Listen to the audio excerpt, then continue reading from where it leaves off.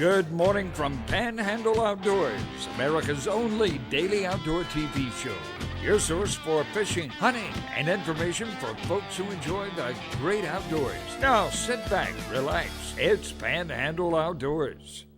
Good morning, folks. Welcome to Panhandle Outdoors in Winston, Chester. Glad to hear this Tuesday morning. Got a great show lined up. But first, as always, our weather brought to us by Haney Technical Center at the corner of Baldwin and Highway 77. I'll run by, check out all the things they have to offer for you or your family or friends to take a good quality class. High today, 79. Low is 63. Now, they're calling about a 50% chance of rain. I always get tickled when I say 50%. I remember as a kid, I always said, 50% chance it's going to either rain or not rain. That's 50-50 when I didn't quite understand the probability chart.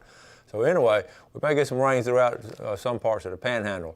The water temperature, I was telling Jeff, I'm not going to announce it, because Gail wrote down this number, but it's got to be way off. It can't be that warm. I'm not going to even give it that number, but it was up in the 70s. But I don't think that's true, so I'm going to have to double check it. I didn't have time right before I came on the air when I was looking at this. So water temperature has heated up some, but I'm not going to give you an official water temperature right now until I double check it, and we'll talk more about that later. River readings, we do have that. The Apalachicola of Brunstown is at 11 foot. And it's dropping out pretty strong drop out there. And this is an excellent time to go catfishing in those sloughs, I promise you, right in the mouth of those sloughs. The Choctawhatchee at Caryville, it's at 11 foot also, just getting out of flood stage. And it's dropping out pretty steady. In fact, looking at both those charts, they look almost like twin charts. They're dropping about the same rate, which is ironic because one of them is free flowing and one of them is dam controlled. So it's interesting. Tide chart again. Now, our river is always brought to us by Sandhill Seafood up on Highway 77, right north of Bozeman. I always say this, but it's so true. Good, fresh, local seafood. And they run that there. I see them at the truck. They go down there, get off the boat, and bring it back up there and cook it for you. So you can't get much fresher than that. So anyway, the tide chart brought to us by Kent Forest Lawn. We're in deep tides again, and we've got some good tides coming up for the weekend. All right. Our marine forecast is going to be south-southwest at about 10 to 20. Let's take a break. We'll be right back.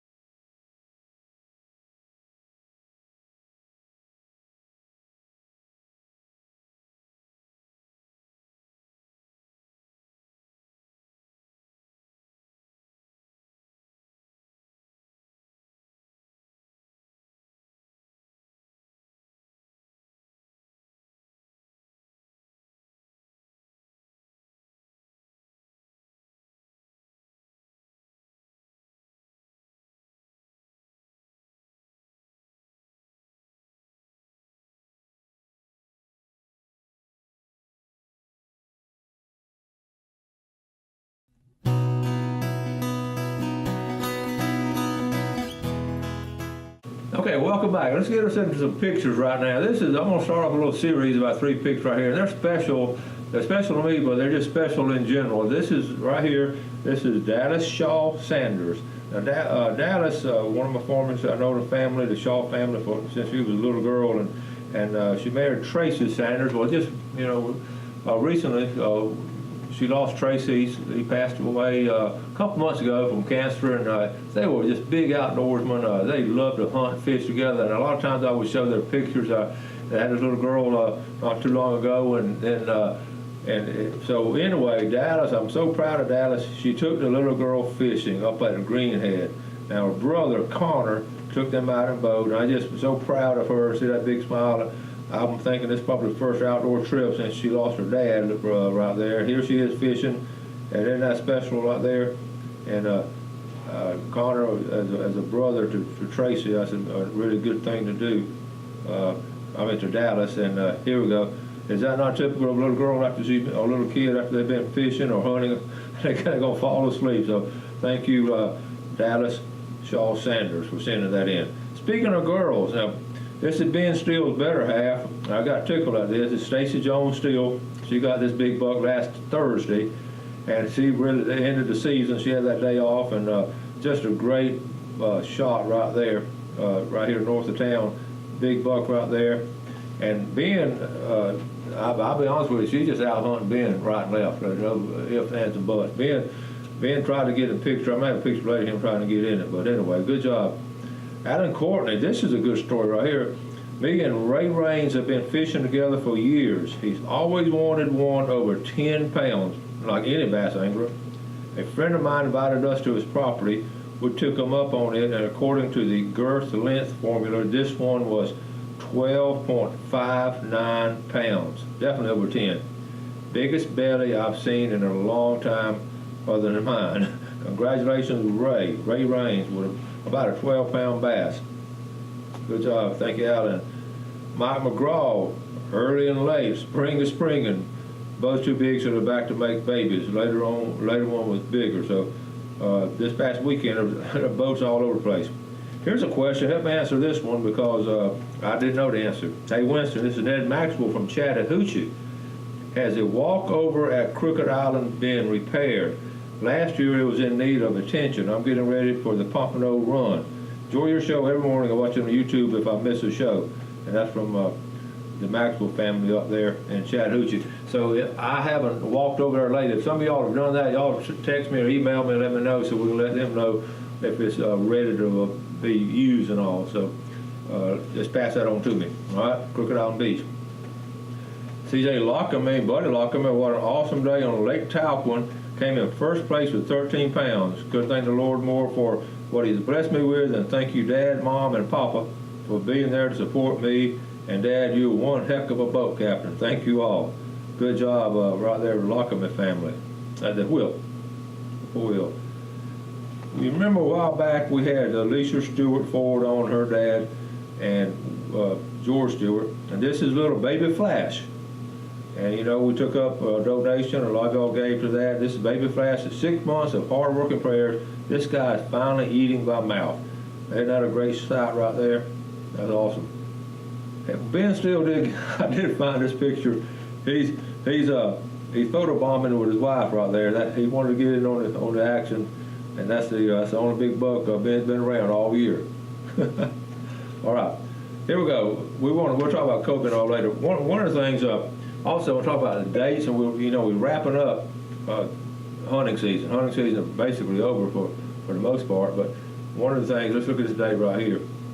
March the 4th, this is the end of gray squirrel season, March the 4th coming up. So it's we're going to do a little bit of squirrel hunting before the season's out. What happens this time of year, we're getting into at the end of squirrel season, really a lot of folks don't like to eat them then because they're sort of getting they've been tough. They just get tough. Dad never would eat them after January. January 31st was his last day of squirrel hunt. He didn't like them in February.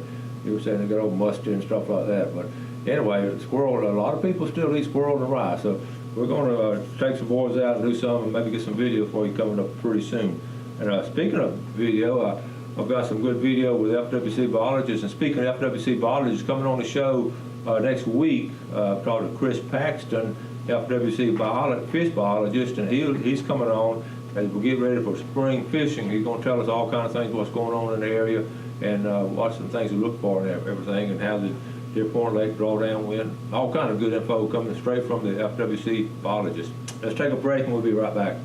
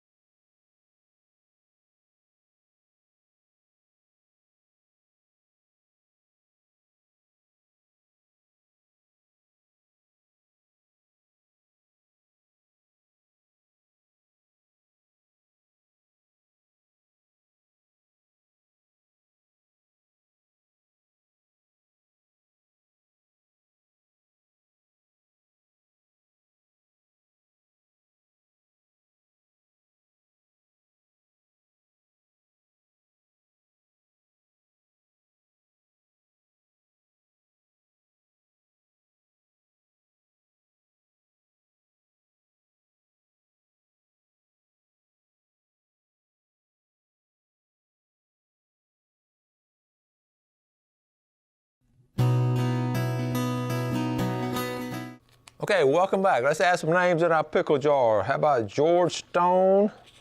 How about Phyllis Martin? Tanis Khalil from Seacrest Beach out there. Leon Khalil from Seacrest Beach. Maria Barron from Panama City, and Alexa Barron from Panama City. All right, so add your name anytime. Okay, we're going to do all kind of drawings, everything. People really enjoy. I get a lot of comments on that seafood platter from Sandhill Seafood and also from Tarpon Dock, how much people enjoy that, so that's good. One thing, a lot of us wrapped up the season, but people want to know when spring turkey is. So let's go ahead and get that date solidified. That's squirrel, and let's see, turkey is right here. Okay, we're the bottom one right there, we're north of State Road 70, and March is 17th through April the 22nd. All right, I'm going to have also next week, I'm going to get Stan Kirkland and Ken Paramore to come on. Ken's just getting back from the National Wild Turkey Federation convention up in Nashville. I'm going to have them come on the show and talk about the upcoming turkey season and the convention and all, and get everybody ready for turkey hunting. Now, also, one thing too, we wrapped up the season, regular season out and everything, and one thing is always special to me to wrap up the season. I have many fond memories of our last day. Usually I was with a group of people, and all over the recent years I've been by myself, but it's still special the last morning or last afternoon. So what I usually do, this past Saturday, I just, when I got everything fixed, I just walked through the woods over the closing, and I was thinking, I came up with this saying, and someone else may have said this before, but I haven't heard it, but I was thinking, to know the land is to walk the land. This saying right here, to know the land is to walk the land is to know the land. And it's sort of got to let that sink in early in the morning, but that is so true. To know the air and all, you just got to get out and walk it, and it's so enjoyable, especially now, just a couple little flowers blooming and just all kind of neat things. We'll talk more about spring in the woods and all, but it's just really special now. I also wanted to mention on the big fish now we're talking about, the cobia season is right around the corner too, and it's going to be some exciting times. The cobia population has been down a little bit the last couple of years, but I was looking at it last night, some different things, and one of the things I've always been in research, the research done at University of Southern Miss has always been really strong. And I was looking up last night, they were, here it is right here, their page, Gulf Coast Research Lab, and they have all kind of stuff, but I was reading the details to it, and they do a lot of tagging and research, and this is a tagged cobia. Now, when you look at a tagged fish, it's going to be up there around that dorsal fin. That's sort of usually what they do. It's a little, looks like a little yellow wrap right there. It has numbers on it. And so that's how, but I was looking at the details. Of course, here's the three fish they work on over there, cobia and a speckled trout and a triple tail. Now, they've already notified in this that they don't really do much studies on the speckled trout anymore. And Reed Herndon was the guy's name. I'm going to call him up pretty soon. I haven't seen all these researchers back like 8 to 10 years old, even on the triple tail. Triple tail, I think, is still studying it. And in cobia, they really have some neat studies about following the path and all, but I don't know yet if they're still doing the study. A lot of times these professors and researchers will retire, and some don't pick up the torch and carry it on. The program ceases. So anyway, we're going to check on the cobia research and see what's going on, because really, when the water temperature starts warming up like it has been, it's going to be right around the corner. We'll talk more about that along with Spanish mackerel and all that too. Also, in wrapping up, I'm going to get back to hunting though, wrapping up the season, I was thinking driving back the other day, different things you need to do. So I made me a list, and I got to tell you, some of this is funny to me, and some of it is really serious. We really need to do it. So here's the tips at when you wrap up your season. Here are the things you need to make sure you do. And one thing, and I've talked about this before, go ahead and start making a game plan for next year. And I already, envision this. I know you know what I'm talking about because you're doing the same thing. I got to cut limbs over here. Do I want to plant over here? Do I want to plant over there? Do I want to add the stand? Do I want to move it? And all kind of little things like that. And always some adjustments to make.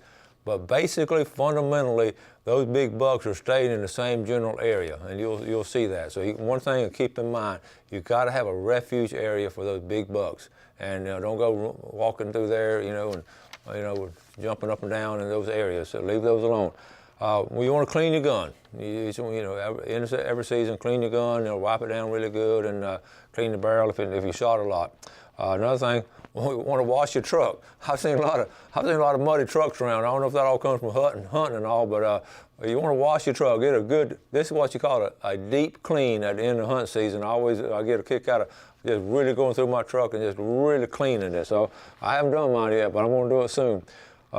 You change your oil, air filter on your truck because you've been driving through the woods and all that. That's important.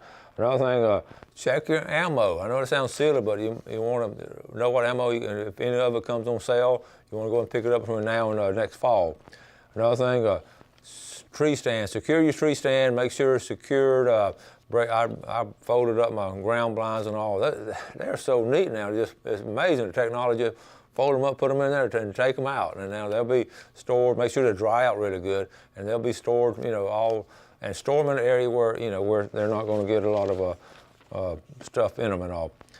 Also, when you get home, check the calendar. Make sure you hadn't missed your wife's birthday. Just kidding. I know y'all didn't do it.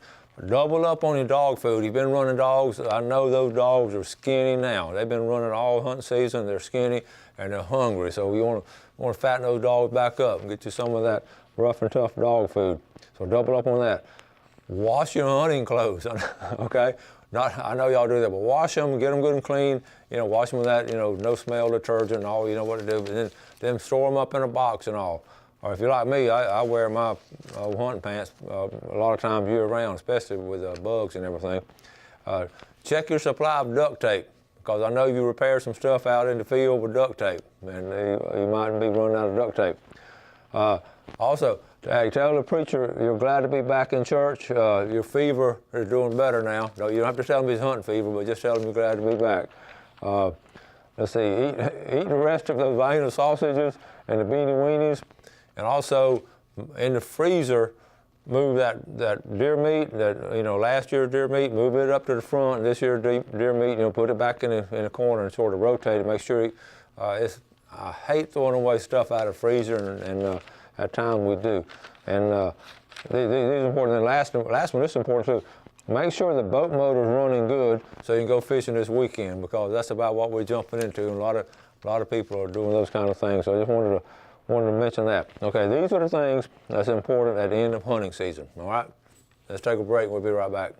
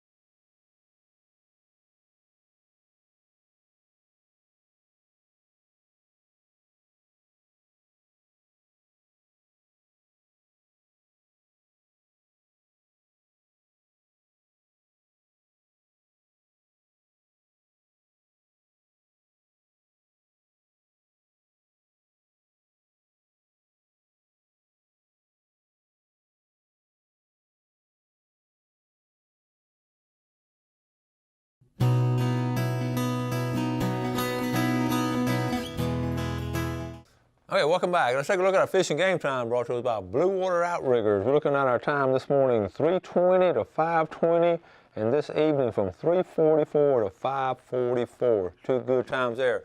A lot of folks want to know where to go spring gobbler hunting, and a lot of places around there's just good public land, and there's just a group of people who just love to hunt public land. Take a look at this, where to hunt spring turkeys without a quota permit. And you just see North Florida, especially in the Florida Panhandle. We'll talk more about these places later, but this, you can see it, all the opportunities you have over here, and it's just really, really good that we have this much public land in Florida, and especially up in here. And I want to always mention the Eglin Air Force Base. That's just, Eglin and Apalachicola are just two huge areas. And it just really, if you learn to hunt those areas, you could spend the rest of your life hunting those two areas and have enough public land to hunt on. So anyway, be aware of that. Also, the other day, and also, the redfish tournament coming up. Remember we talked about the conservation CCA having each year they're starting to have this redfish tournament, and we win a truck, a new boat, and all that. Well, they're coming up with it again. It's going to run from Memorial Day, to Labor Day, basically, and it's 100-something days. And here's the little ad right here to talk about it. We're going to talk more about it in detail. The CCA, what they call the Star Tournament, and we covered it really well. and here are the rules basically. And this here's a way you can win: a Sierra pickup, DMC, a Contender 22-foot boat, Pathfinder, Hughes Redfisher, Carolina Skiff, on and on. And it's really, that's a picture of the truck you can win. It's just in Florida, and there's some of the boats and all. And we'll talk more about that. So, and they have all kinds of different divisions.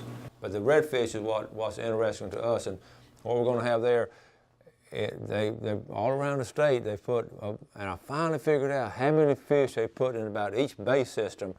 Roughly, they're really tagging 4 redfish for each bay system, from Muscogee Bay, Chattahoochee Bay, St. Andrew Bay, Apalachicola. They may do a little bit more for Apalachicola because it's bigger and all. So anyway, all on down to Tampa Bay and all. So roughly it's 4. So whoever catches that first tag redfish can win that. So make sure, but you got to be registered in every year. So anyway, you know what we're talking about because we talk about it each time. But it's coming up starting Memorial Day. So go ahead and start getting prepared, and don't try to catch that redfish ahead of time. It's tagged. Wouldn't that be terrible to catch it like the day before the tournament opens? All right, one thing left, the other day when I did the books on the history, had a stack of those books and all, and this was next to them when I left the house that morning, but I forgot this book because it wasn't in the stack. So I was remiss in mentioning this particular local history book. It's from Weewall, Olden Days, with Judge David Taunton, and I started looking at it again last night. This is just an awesome book. It's big print and all, but it's David Taunton, basically his life story about his family and all in Weewall. I don't know if a lot of y'all may not know Judge David Taunton. If you've heard of the Taunton Family Children's Home, that might ring a bell there because he and his wife had 4 children of their own, but then over the years, they opened up a children's home right there right on the edge of Weewall, and it's really an amazing place. And they take in young people who's having tough times, and sometimes they've even taken kids where they've been dropped off, but and the parents have abandoned them. And they just raise them. They raise them in a good, hard-working Christian environment. And I've known the kids that come through there, some of them, and they go awesome young people. And they'll do a squirrel hunt on the river every year, the opening weekend of squirrel seasons. But this goes back to the early days of Weewall. Now, you're talking about a special time, and the place. He talks about his dad. He talks about different experiences that he had. This is just wonderful reading, and you just won't see this kind of stuff anymore because it's a first-hand account of the 30s and the 40s in a place like Weewall. And what's unique is that river system that sort of all throughout America where people just lived along the river.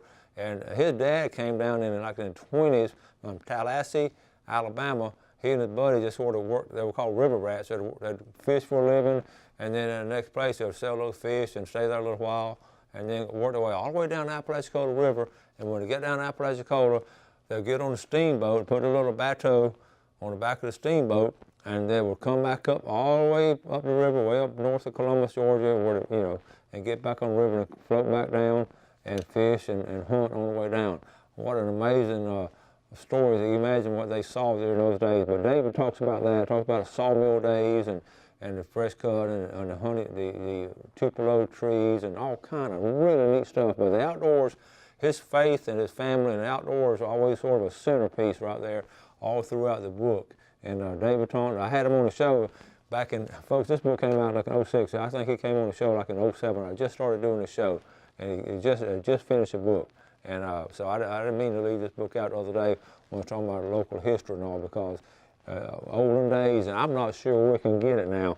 I'm sure you can go online maybe. If you're interested in it and want to find it, let me know. And I just called up Judge Taunton. His daughter Diana lives here in town now, and Diana was a good volleyball player at Weewall High School back when I refereed volleyball, and she has a little girl now playing volleyball. So neat story. So the Taunton family, well respected, well loved, and they just one of those families just does a lot of good things for some very needy people that need it along the way. So I'm proud to call them friends of ours and acquaintances of ours. So be sure to read that book. Okay, going to start wrapping things up. We got, like I said, got some guests coming up. Make sure if you want to enter the contest, go and do that. If you have any kind of correspondence with me, and sometimes if I don't return the phone call right away, sometimes it gets slammed. Sometimes I'm busy, really busy doing some other stuff. So, but I will, if you send me something I haven't answered, please resend it. Say, hey, Coach, please answer this, whatever. So I want to answer 100% of my correspondence, one way or another. Thank y'all for watching Panhandle Outdoors. We're always talking about doing something good for your fellow man. Do that today. Enjoy your day at work and all, and enjoy the great outdoors. You have a great day, and God bless. Thanks for watching America's only daily outdoor TV show, Panhandle Outdoors with Winston Chester, featuring hunting, fishing, and other activities and information to help you enjoy the great outdoors. Join us next time for Panhandle Outdoors.